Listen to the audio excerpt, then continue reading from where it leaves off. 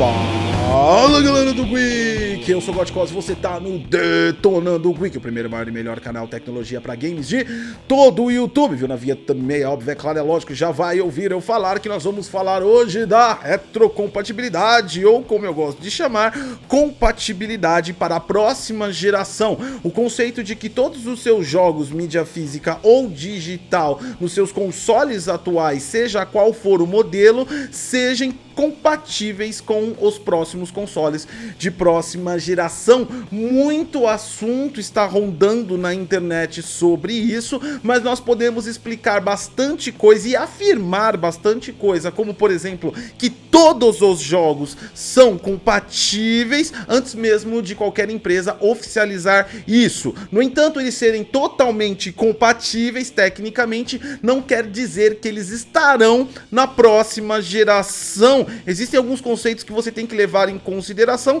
principalmente o de retrocompatibilidade, compatibilidade e mais algumas coisas que eu vou lhe contar. Deixe seu like, se inscreve no canal, compartilha essa informação, um recado super importante. Nós estamos na semana 200k do DG, do Detonando Geek, 200 mil inscritos, uma live todo dia com assunto de tecnologia para games, ultra interessante para você. Vai lá e participa, todo dia às 8h30 até sábado, exatamente. Vamos começar entendendo todo esse conceito e principalmente porque eu falo retrocompatibilidade e compatibilidade. Eu estou falando do ponto de vista sistêmico. Vamos entender o que é uma retrocompatibilidade? Vamos ver o que é transportar dados e executar sistemas de uma arquitetura de hardware para outra. Para a gente entender esse conceito, a gente precisa entender o que é interoperabilidade de sistema. Interoperabilidade é um conceito que às vezes é muito destinado a software.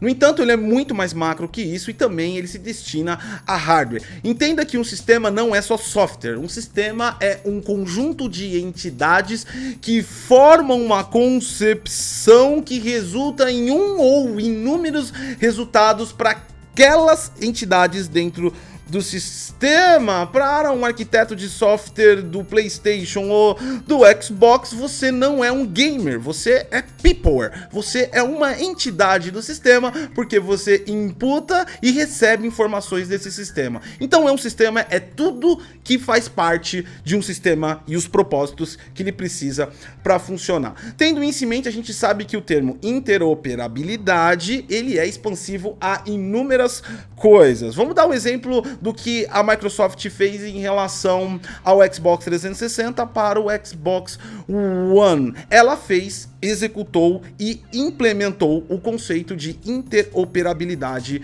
de sistemas. E o que significa isso? O Xbox 360 ele trabalhava com a arquitetura IBM Power, que na verdade é a tecnologia IBM Power que trabalhava com a arquitetura de processamento RISC. RISC é bem diferente de x86, principalmente se a gente for descer ao nível de opcodes. Opcodes é o conjunto de instrução básico que um processador se comunica com todos os componentes à volta dele, incluindo semicondutores, incluindo bancos de memórias, chipsets e demais componentes que estão lá ao redor dele. RISC trabalha bem diferente, principalmente na forma de acesso direto à memória do que x86. O desafio da Microsoft para trazer os jogos de Xbox 360 para dentro do console Xbox One era basicamente fazer duas arquiteturas que se comunicam totalmente diferentes. E o conceito até retrocompatível se aplica à geração apenas,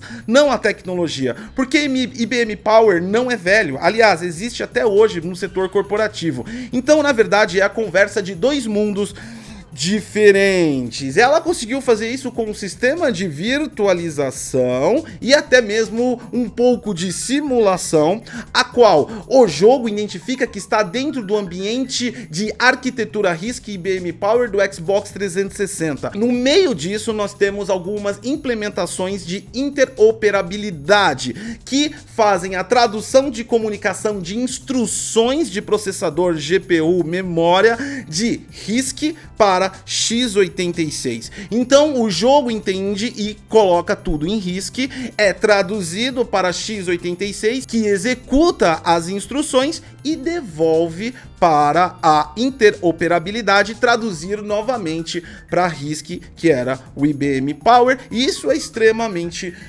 complexo de se fazer. Para você entender o conceito real, se eu falei muitas siglas, muitos termos e você não está ambientado com o mundo de TI, eu vou dar um exemplo muito prático que você pode ver no próprio YouTube. Vou deixar inclusive o link na descrição de um canal que não tem nada a ver com tecnologia e sim cozinha. Não sei se você já assistiu aquele Pesadelo na Cozinha lá do chefe Jacão, um francês lá, maluco que sai gritando com todo mundo, é muito legal, eu recomendo. Ele tem um episódio que é em um restaurante indiano. Exatamente, eu não lembro, acho que é Baldwin, eu não lembro o nome e se eu lembrasse não conseguiria pronunciar. Dentro desse restaurante, ele começou o trabalho para apoiar o restaurante como é o propósito do programa. No entanto, logo no início ele teve um problema sério de interoperabilidade. O que era? Os caras eram indiano, ele era um francês falando português com sotaque. É um cenário caótico. Ele chegava na cozinha, berrava e ninguém ouvia o cara. No dia seguinte, o cara trouxe um tradutor, exatamente, um cara indiano para traduzir o que ele falava. E aí ele conseguiu amenizar, mas ele não solucionou os fatores de interoperabilidade que precisavam. Naquele momento, ele tinha um segundo fator que era a cultura de países diferentes, da Índia para com o Brasil e dele que era francês com o Brasil. Nós estamos falando aí de 3 culturas se matando juntas em apenas um local. E para isso o cara teve que trabalhar na culturalização das pessoas daquele restaurante para que eles conseguissem trabalhar corretamente dentro do país que eles estavam, mas trazendo a cultura que eles queriam trazer. Dessa forma ele conseguiu criar aí virtualmente, aliás, pessoalmente e fisicamente, um sistema de interoperalização entre comunicação e o fator cultural que juntou em um resultado. É óbvio, é claro, é lógico que eu estou fazendo uma representação física do cotidiano, mas software, hardware, matemática e física simplesmente são simuladores da vida real. Você encontra exemplos em qualquer ambiente desses termos. Agora, se o restaurante ali não fosse um restaurante indiano e sim um restaurante francês. Vamos para esse ponto agora. Se fosse um restaurante francês, a comunicação era muito mais linear. O entendimento, tanto em português com sotaque e também em francês nativo, seria muito melhor. O que o chefe Jacan teria que fazer era simplesmente coordenar para os caras terem um restaurante da hora, fazer as reformas. O programa é bem legal, eu curto e recomendo para vocês. Ou seja, se ele estivesse num ambiente onde a compatibilidade, ele não precisaria usar a interoperabilidade. Ele só utilizaria elementos para ele controlar da maneira que ele quer aquela nova atmosfera que ele quer criar. E é isso que representa a PlayStation 5 e Xbox Scarlett, porque diferente do processamento RISC de IBM Power, os atuais consoles trabalham com a arquitetura x86. Então eles são aprimorados, melhorados, eles possuem processo de fabricação de 7 nanômetros diferente, clocks avantajados, cores, threads, eles possuem muito mais feature, memórias mais potentes de DDR6. No entanto, a comunicação, os opcodes e a transição de operações básicas entre os componentes é a mesma linguagem, é feito da mesma forma. É claro, é óbvio, é lógico que existe a necessidade de se aprimorar alguns elos, porque também se modificará o sistema operacional, mas não chega a ser um caso de interoperabilidade, e sim de compatibilidade. Fazer aqueles objetos de software e hardware que são compatíveis em operações básicas se comunicarem da maneira nova que foi concebido. Então é um trabalho de compatibilidade. Olhando para essa forma, a gente identifica que todos os jogos da atual geração já são compatíveis com a próxima geração, sem a necessidade de interoperalizar o software ou o hardware dessas máquinas. Não há necessidade de nenhum construtor de operações básicas para traduzir instruções de x86 para outra arquitetura, tudo consegue conversar nitidamente. No entanto, o que pode atrapalhar a retrocompatibilidade, que na verdade você descobriu que é compatibilidade com a próxima geração. Vamos lá então, o mundo não é só tecnologia, o mundo é business. Uma das vantagens da Microsoft em trazer a retrocompatibilidade do 360 360 para o Xbox One não é apenas a vantagem estratégica de expertise tecnológica. Interoperabilidade não é um conceito que foi desenvolvido por ela, é um conceito de software e hardware mundialmente difundido que as pessoas veem na faculdade. Então, tecnicamente, qualquer empresa poderia criar esse conceito, então não é uma feature exclusiva da Microsoft. No entanto, ela tem uma vantagem histórica, e aqui eu deixo um momento em que é importante saber a história para você entender o seu presente e descobrir o seu futuro.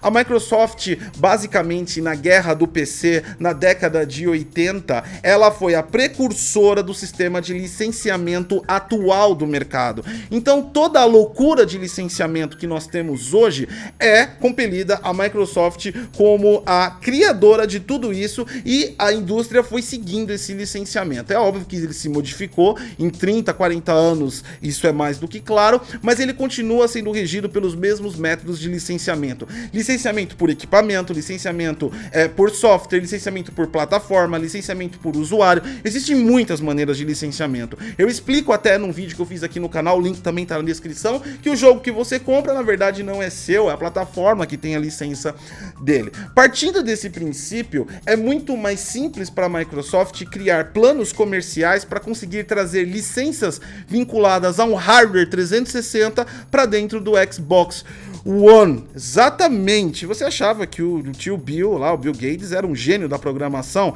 Na verdade, se você for considerar no modo de TI, gênio da programação é Linus Torvalds, criador do Linux. O Bill Gates era um cara bem genial para business, negócios. Ele criou basicamente quase todo o modelo de indústria de licenciamento de software. E praticamente sozinho também, né? Essa é a base da genialidade dele. Programação, eu fico mais com Linus Torvalds mesmo, o cara mandava bem pra caralho. Vamos lá então, continuando toda essa concepção, a gente entende que existe uma dificuldade das produtoras em também se adaptar à compatibilidade da próxima geração.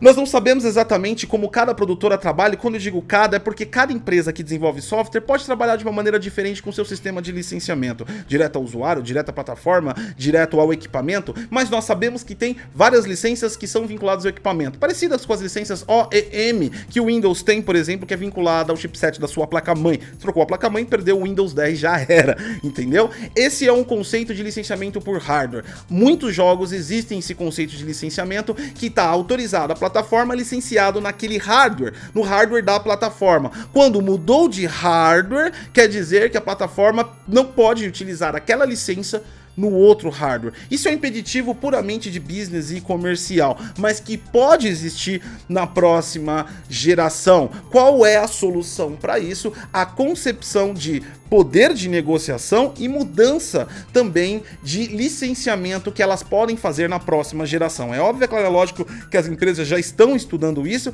e é por isso que nenhuma afirmou categoricamente que tudo vai funcionar como tudo, porque depende também do proprietário da obra intelectual, que é o desenvolvedor, que é a publisher. Para a publisher não é interessante colocar uma licença que está sendo vendida nessa plataforma disponível para outra plataforma, porque o cara que já tem o jogo não vai comprar uma nova licença. Entenda que o jogo é o mesmo, mas a produtora, desenvolvedor não vende jogos, ele vende licença de uso dos jogos, e é por isso que existe uma complexidade toda nessa indústria de software em geral, não é só em jogos. Mais uma vez recomendo, assista lá o vídeo que eu fiz sobre como é o licenciamento de jogos, que você vai ter uma visão mais clara do que isso. Dito tudo isso, você entendido o que é retrocompatibilidade de uma vez por todas, o que é a função de interoperabilidade de sistema que foi utilizada na retrocompatibilidade do Xbox 360 para o One, a dificuldade que a Sony teve, não só técnica, mas também comercial, em trazer os jogos do PS3 para o PS4, porque a interoperabilidade de arquiteturas é muito mais complexa do que qualquer outro tipo. Não é apenas uma virtualização de Linux dentro de Windows, onde os dois sistemas comunicam com x86. Era a comunicação de um sistema feito para uma arquitetura diferente de x86, e também já sabe o porquê talvez não todos os jogos devam ir para a compatibilidade, que não é retro, porque falam a mesma língua, na próxima geração, PS5 Scarlet. Deixa seu like, se inscreve no canal, compartilha essa informação. Lembra-se que essa semana até sábado é DG 200k, 200 mil inscritos, comemoração, uma live por dia. Eu sou o Godcose e até a próxima.